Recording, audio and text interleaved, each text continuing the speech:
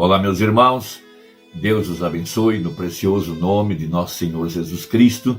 Mais uma vez estamos aqui para a nossa conversa diária e hoje eu quero continuar meditando na mensagem A Restauração da Árvore Noiva, porque é uma mensagem completa, uma mensagem profética e que abre nosso entendimento para a obra silenciosa e poderosa que Deus está fazendo com respeito à restauração dessa árvore noiva.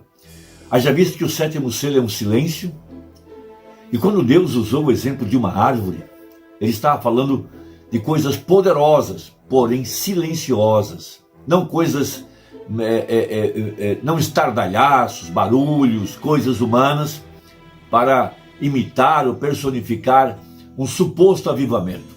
Quando Deus está restaurando a natureza, restaurando a árvore no natural, o sol está retornando de sua longa distância do inverno e retornando para a terra outra vez.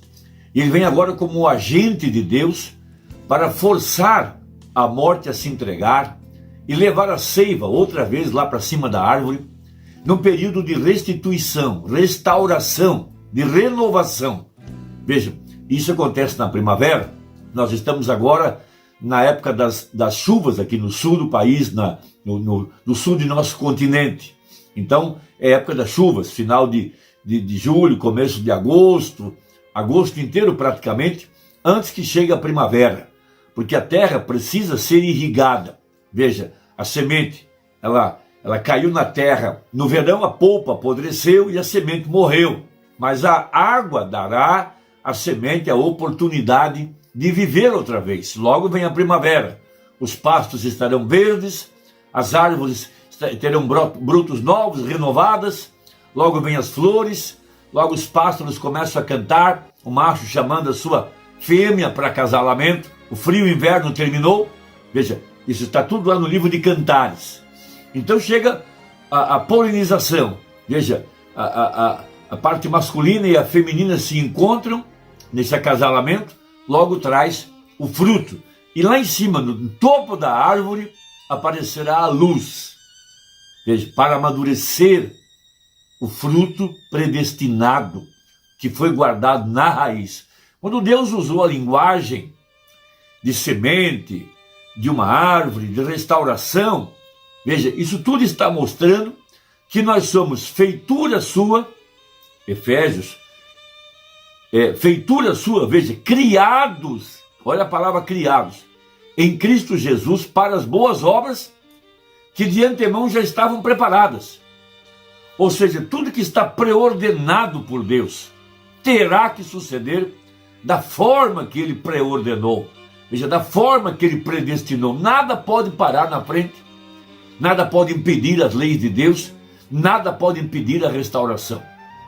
Então, de acordo com Joel capítulo 2, veja, simbolizada por uma árvore, haveria uma restauração daquela vida que estava escondida na raiz, no duro inverno.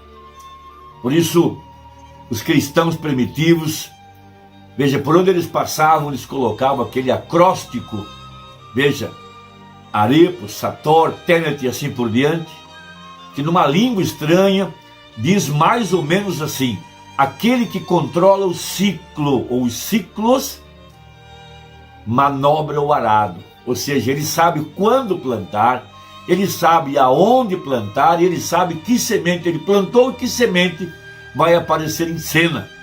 Por isso ele usa essa expressão, e Paulo fala a lei do espírito de vida que está na semente.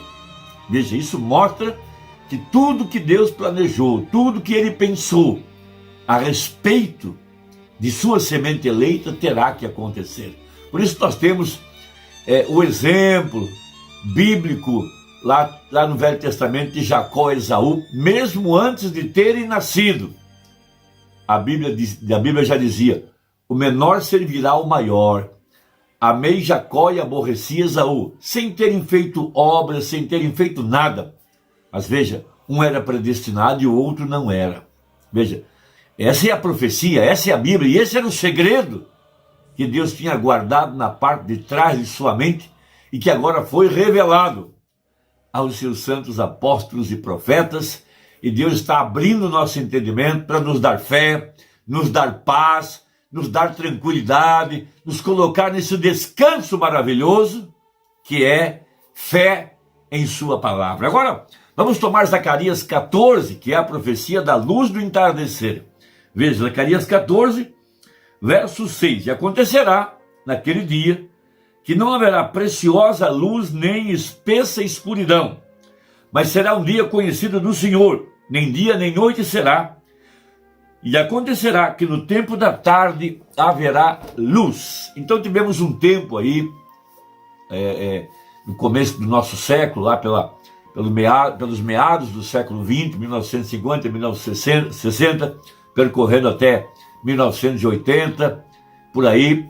Veja, nós não podíamos ver muita clareza entre o que serve a Deus e o que não serve. Tudo parecia muito igual, tudo parecia muito certo, muito verdadeiro, mas à medida que o sol vai batendo sobre a semente, o fruto vai aparecendo, e nós vamos vendo a diferença entre os que servem a Deus e os que não servem, entre os limpos e os sujos, porque Jesus disse, pelo fruto conhecereis a árvore. Então cada vez mais nítido está a semente eleita em relação à virginessa, em relação ao mundano, ao incrédulo e assim por diante. Então, para que foi, para o que Deus predestinou a luz do entardecer? Qual o propósito? Só existe um: é amadurecer o fruto predestinado no topo da árvore, é lá na ponta, veja, lá no lugar mais alto. Vamos lembrar que quando a luz do novo mundo entrou para dentro da arca, veja, foi no aposento alto. Lá havia uma janela, e quando Noé abriu ela, a luz entrou por lá no aposento alto. Não aqui embaixo, no primeiro estágio, ou no segundo estágio. Foi lá em cima, na terceira etapa. Sim, foi no final do terceiro dia que Jesus se manifestou no meio dos apóstolos para provar que ele não estava morto, que ele havia ressuscitado. Veja, e ali estava ele, o desejado de todas as nações. Veja, todo esse processo também tem a ver com o nascimento natural, água, sangue e na terceira fase o fôlego de vida. Isso tudo para mostrar a obra da restauração aqui no tempo do fim. Então, o profeta prega a mensagem de restauração da árvore noiva, parágrafo 447 dessa preciosa mensagem que abre esse poderoso mistério de Zacarias, capítulo 14, versos 6 e 7, a respeito da luz do entardecer, da grande profecia, do aparecimento da luz no monte do pôr do sol. E ainda tem incrédulos com a mensagem na mão que querem provar o contrário, querem desmentir o profeta, querem falar que foi a fumaça de um avião, quando a Bíblia dizia que haveria luz no entardecer. Veja, o que é isso? É o cumprimento de Apocalipse 10, que já está no passado, a manifestação do Filho do Homem, e os 7 anjos já estavam sobre a terra nesse tempo, para apontar para a verdadeira igreja. Veja, que aí vem o esposo, a exemplo de Eliezer, que apontou para Rebeca. Veja, Isaac vindo no meio do caminho. A mesmíssima coisa. Então a luz do entardecer é para amadurecer o grão. Sem essa luz não tem amadurecimento. Então Zacarias disse, haverá luz no entardecer. Que preciosa palavra, que preciosa mensagem, que riqueza de conteúdo, que riqueza de sabedoria, que riqueza de profecia. Então veja, e para que saiu a luz do entardecer, para que é a luz do entardecer, para restaurar, veja, a semente eleita. Você entendeu isso? A luz do entardecer é para o mesmo propósito que estava na luz do amanhecer, para restaurar o que foi cortado pela era negra através de Roma. Deus restaurará, brilhando a luz do entardecer. Como? Restaurar toda a palavra de Deus outra vez, a completa manifestação de Cristo em sua igreja. Ele é o mesmo ontem, hoje e eternamente. Tudo que ele fez, exatamente da forma que ele fez, estaria outra vez na luz do entardecer.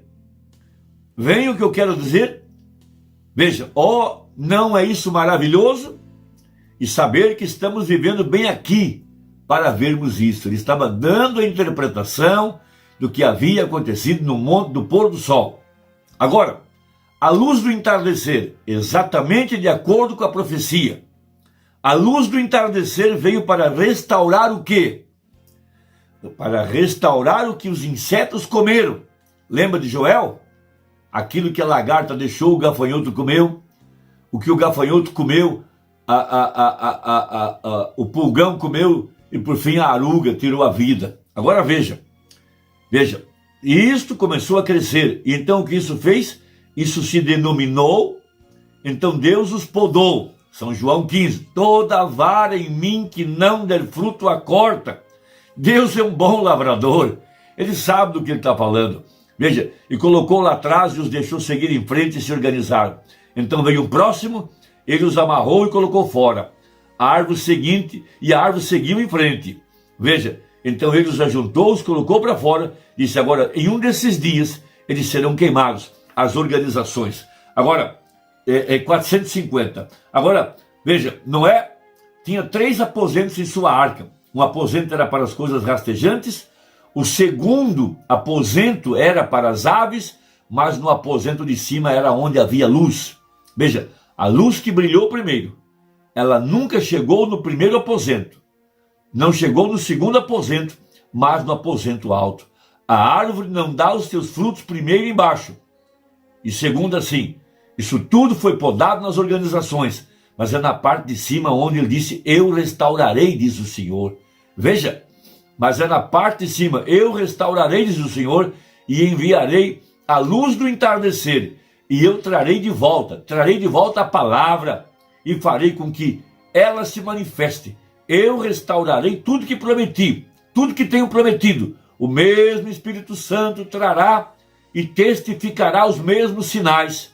Eu terei uma Páscoa, uma ressurreição para a noiva, o mesmo que eu tive para o noivo. Lá atrás, eles colocaram uma pedra que pesava toneladas, tiveram que empurrá-la até a porta do sepulcro, com o propósito de impedir que Jesus ressuscitasse como ele havia prometido. E hoje não importa o que o diabo colocou na frente, denominações, organizações, política, ciência, filosofia, organização, escândalos no meio da igreja, nada vai impedir que a árvore noiva seja restaurada mais uma vez. Veja, e ela já o foi nos dias do profeta de Malaquias 4, e será de novo aqui na igreja que está prestes a ser arrebatada, nessa restauração completa. Veja, o Espírito e a noiva dizem, vem. Quem tem sede, venha. Quem quiser, beba de graça da água da vida. Deus te abençoe, espero que contribua. Aperta aí o sininho e deixe o seu comentário. Até a próxima, se Deus quiser, em nome de Jesus. Amém.